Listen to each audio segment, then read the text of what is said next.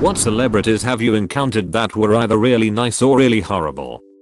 I ran into Adam Sandler outside of a Planet Fitness in Brooklyn in early 2016. As I was leaving the Planet Fitness, it looked like he was walking in. We made eye contact, so I stopped and held the door for him.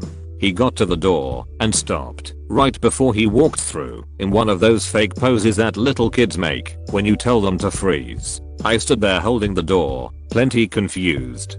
For about 5 seconds, we just stood there, him, motionless, and I, standing there holding the door. Finally, he turned his head and said in the stereotypical Adam Sandler voice, who we kidding? I'm not going in there. Giant grin on his face. We both laughed, and then he continued down the street. Awesome. I met him down in Nantucket one summer a few years ago. I had no money, and so he bought me and my friends a pizza and shared it with us. Probably the greatest moment of my life. Where's a picture? You had to take a picture. I met John Candy on a plane when I was a little kid while traveling with my family. He was a big man. He had the whole row to himself in front of us with the armrest up between seats so he could be more comfortable. The stewardesses were blocking anyone from coming up and bothering him, even though they themselves were not exactly leaving him alone, what with talking to him constantly and laughing at his enjoyable banter the whole trip. At some point he got up to go to the bathroom. When he came back he looked at me, pretended to do a double take, like he was surprised, and said, "Hey, you're the quietest kid ever, don't you talk?" The way he said it was so friendly that I just smiled and giggled. Then he had a pleasant conversation with my parents, who had been dying to talk to him the entire flight, but were too polite to bother him. Not even 2 weeks later we heard he had passed. I literally heard him say that in my head as I read it. Those eyes. My mom spotted Robin Williams once, and she went up to him and asked if she could get a quick photo. She didn't realize he was there in the middle or about to do something with the Make-A-Wish Foundation, so she waited until they were done around 20-30 minutes later, and then a bunch of the kids and people wanted photos with him. He made it a point to stick around and told his staff I think that woman wanted a photo and made sure she got it. Mom was thrilled. He was such a humble, nice dude. Seems like a lovely man. He is missed. From what I can tell, the guy was as pure as the driven snow, really a tragedy. I met Paul Rudd on a flight from New York, sat next to him on the plane. My buddy leaned over and told me that he wanted to compliment him on this band shirt he wore when making Clueless, but he didn't want it to be weird. So his solution was to write him a note and slip it to him, lol. So he does this, and Paul just gets this nervous look on his face, opens the note and reads it, starts cracking up laughing, leaned over to us, and said best note ever. He then told us the whole story of the shirt, how he fought with the costume dept about it, because it was the shirt he wore to set that day. We talked the whole flight, dude was super cool. So I have a fun Paul Rudd story. I worked at CVS at the time, and my manager had just eliminated smoke breaks, so I'm on edge and going nuts. Paul Rudd walks in and sees me. For reference, I'm generally disheveled in appearance. I had a wizard beard braided down almost to my nuts, and I had worked overnight unloading the truck before popping on register. He looks at me and just goes, "Rough night." I laughed, nodded. I slurped at my coffee, which was more or less empty at this point. My boss comes out of the office to yell at me about something, and Paul drops what he's doing, runs to my counter, and rings the little bell to interrupt the boss. I run over, and he has a single butterfinger on the counter. I ring him out, and he laughs. He says, "How long you been here?" Truthfully, I told him 10 hours. I sputter something about loving him in Fundamentals of Caring. He looks at my boss and says the best thing ever. I need my name to help me to my car with my purchase. My back hurts. Mind taking over for him? So I go outside. He bums a cigarette off me and bought me coffee, then wouldn't let me inside until I finished a whole cigarette and half my coffee. Boss came out to bish. He laughs and says I still need his help loading my car. Honestly, it's actually probably the single best customer moment I've ever had in my time in retail. Dude's goddamn awesome. Holy crap, that's literally the best story I've ever heard about any celebrity. Just a moment of real humanity. Always been one of my favorite actors, and it's so nice to hear that I would be proud to call him a friend in real life. You too, of course, my dude. Thanks for sharing.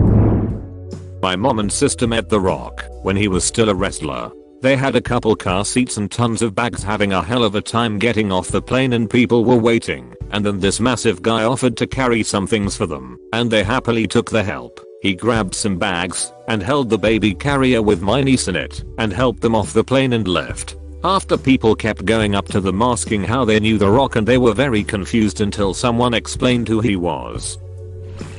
I met the street Bernard dog from Beethoven at Planet Hollywood when I was a kid. Seemed like a pretty nice dog in person. Best answer here. You win. Met Dave Chappelle a few years back. Long story short, a friend of a friend got me and two friends into an after party. We were sitting at the bar when his manager offered us some shots. We talked with his manager for a while. Then Dave sat down near us. Dave was kind of sitting by himself, and he looks over at us and goes, "What's going on, fellas?" And we talked to him for about an hour. We thanked him for coming to our town, talked about music, sports, all kinds of stuff. Super cool dude. One of my favorite memories. What going on, fellas? I read that in his voice. It's impossible not to. I served Daniel Radcliffe his dessert at an event and tripped and spilled some of it on him, probably due to seeing that I was serving Daniel Radcliffe, and he stood up and started apologizing profusely to me. Was very sweet and asking if I was okay. The correct British response. I like how fame never seemed to give him a big head.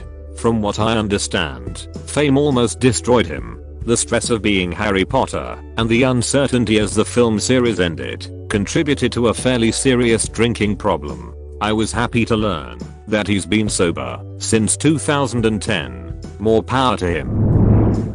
I met Vin Diesel at a truck stop diner when I was a kid. It was like 4 in the morning and me, my grandpa and Vin and his friend were the only ones in the diner, and we ended up getting sat at the table next to them. Vin and a friend were getting ready to go on some fishing trip, which was made obvious by the clothes they were wearing. My grandpa struck up a conversation about fishing with him, completely oblivious to who he was. He was a really nice guy and apparently knew a great deal about fishing techniques. I was a bit geeked out and didn't say much or contribute to the conversation, but I spent the next hour of our road trip explaining to my grandpa who Vin Diesel was and why it was a huge deal we just met him. I bet for Vin it was probably refreshing to have a casual conversation with someone about a personal hobby that didn't center around his celebrity status. Our family friend knew a guy who ran into Drake at a social gathering in Toronto. Apparently this guy had no idea who Drake actually was, so he simply strikes up a conversation and asks him what he does for a living. Drake was really refreshed to know that some 50-year-old guy had no idea who he was and just had a normal human conversation with him. When I was a teenager, I met Neil Armstrong at a retirement ceremony that my dad brought me to. It was at a museum, and it was a private event. There was time for everyone to wander the museum, and my dad saw Mr. Armstrong looking at one of the planes that my dad helped design. Nobody else around. They struck up a conversation and Neil asked me questions about what I was studying and how I felt about the work my dad did. My dad worked on classified planes when I was much younger. He seemed like such a gentle guy to me. A bunch of other men suddenly joined us and started asking him for autographs, which he declined. It seemed to snap him out of his happy mood, and he kind of shut down and walked away. At that time I thought he was a bit of a jerk for not saying goodbye or anything, but I recently read about the hard time he had with fame, and I guess it makes sense. Sounds like he's really nice, but overwhelmed with the accidental stardom. I don't blame him. I'd be the same way after years of that. Don't you mean accidental moondom? My husband and I were wandering around Philly a few years ago, and Don Cheadle was walking toward us. We both stopped and turned as we watched him go by. After he passed us, he turned around with a big smile and waved/winked. I just thought that was pretty cool. Don Cheeto. Met Matthew Lillard, his wife, and newborn daughter like literally after the release of the first Scooby-Doo movie. My family always host 4th of July parties in our beach house, and he party crashed. I was like 7 or 8 at the time and my cousins were freaking out saying Shaggy is here. Of course I immediately sprinted over, and he was eating a hot dog. Super cliche I know, since it's the 4th of July lol. He was so cool. The whole time he was in character and offering me to have him go get a hot dog for me. I remember my little cousins asking where Scooby was at and he replied, "Oh, Scoob's ate so many hot dogs that he's like having a food coma." Seriously, one of most highlighted memory dating back to my youth. That's phenomenal. By all accounts he's a good dude. I unironically love Matthew Lillard. He gets crap all over, but I think he's a blast. Years ago working hotel security in Edmonton I was escorting Dolly Parton and Kenny Rogers at 0400 and the elevator down from their rooms to the lobby to get in their airport limo. I'm 6 feet 5 inches, and so I towered over her. Dolly looked me up and down and said in her cute southern drawl, "They sure grow 'em big up here in Canada." She was just as sweet as you could imagine. Kenny, on the other hand, and I feel bad for saying this, due to his recent passing, treated me like the help, which I of course was, and even made a huffy impatient noise when, slightly flustered by Dolly's remark, I struggled to find the key to put the elevator into independent service. Dolly touched my arm, looked me in the eye, and said, "Darlin', don't you pay him any attention. We appreciate y'all." I guess I got the good and the bad in one shot.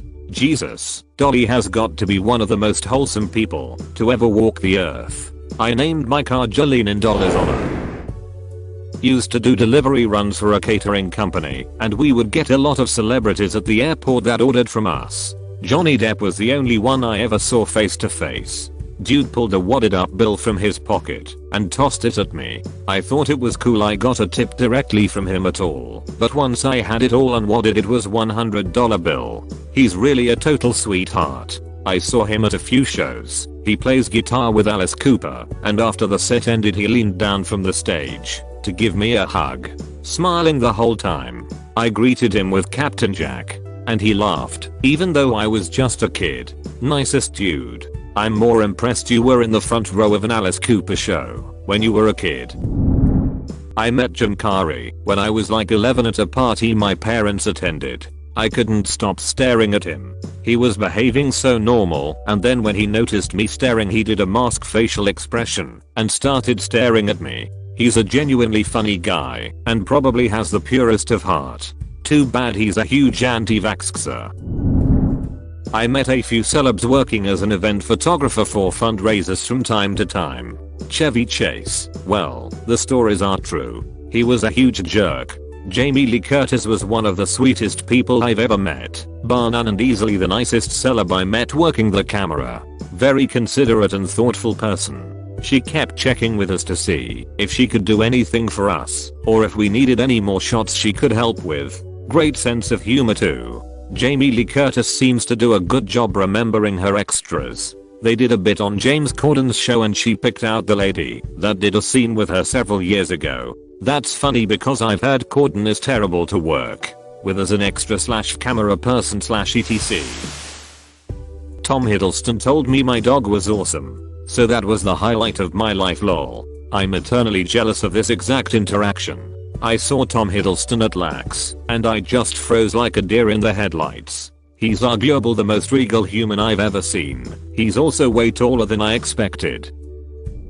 When my dad was about 9, 1964ish, he was on a plane from LA to Heathrow in coach with his mom. The stewardess came back and excitedly asked him if he wanted to meet a Beatle. My dad said sure, but didn't really know the Beatles at that age, and only said yes, because that's kinda what you do at that age. He sat on the couch next to George. Different time. Airlines treated you like people. George folds up his newspaper and says, "So, do ya like my music?" My dad says, like a confused 10-year-old, no.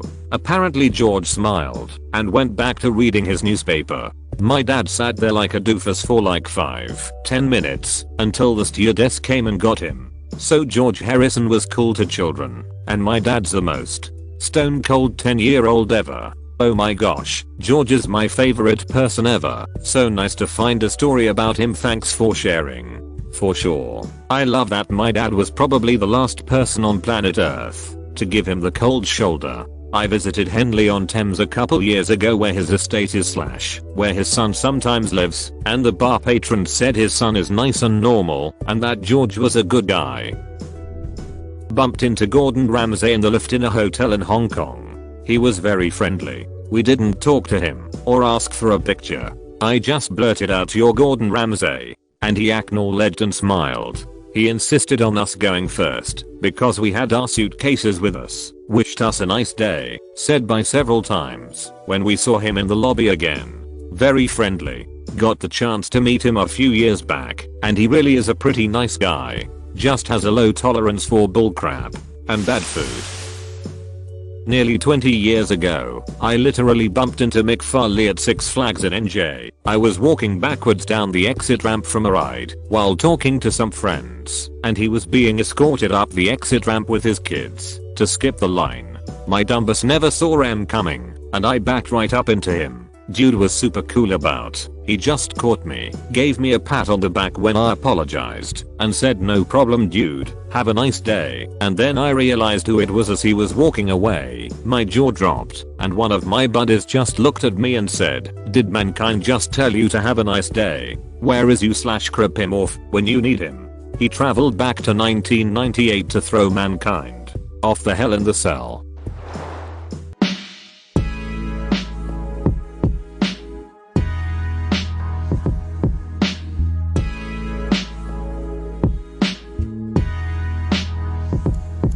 Met Peter Cullen, voice of Optimus Prime and Dior, at BotCon in 2012. They had a raffle system set up for autographs / meet and greets. He saw a bunch of us standing off to the side, including a man next to me who was sobbing because Peter meant so much to him. Peter full on ran from the line he was supposed to be autographing and bear hugged this guy for at least a solid minute, patting his back and saying it's alright. Everything is okay. I'm here now, while the guy sobbed on him. Then Peter autographed all our memorabilia and was whisked away by some very angry con staff. Wonderful man. Class act and genuinely kind. Oh my god, this is just great. That guy really needed it. Stephen Fry was absolutely delightful. Charming, chatty, got my name wrong once at the beginning of the evening, and kept apologizing for it over the course of the night. Katie Price was an absolute barlocking idiot. Seemed to believe she ranked just under the Queen in social standing. In actuality she ranks just under the drummer in the third best Queen cover band in Slough. Queen cover band in Slough. Her fantastic. Stephen Fry's a genuine national treasure. I had a chance to work with Whitney Houston for 8 days on a film set. I was working as an extra. She was nice, kind and personable. Her beauty was more striking in person. She was very professional. She did not miss a mark or a cue. Everybody on the set cried when she sang. Whitney Houston was very nice to me and complimentary. She spoke sweetly and in a motherly tone when she greeted people. I can still remember her friendly greetings when she arrived on set every day. That was one of best experiences of my life and best experiences working on a film set. I learned a lot from her about professionalism on a film set. I also saw how hard she worked. She was there 12 hours a day and on point every minute. I watched how she interacted with the director, other actors and crew. She was even encouraging to other actors and performers in the film, even the extras. It was heartbreaking when she passed. I still have the dress that I wore in that film. She admired and complimented me about the dress. An actor / musician I know was booked to perform at the event Whitney Houston was to be at the day she passed. He was also staying at the same hotel. He called me and told me she was gone. Then he started to cry. Every time I see one of her videos I think what a shame it is that she's gone. What a superstar.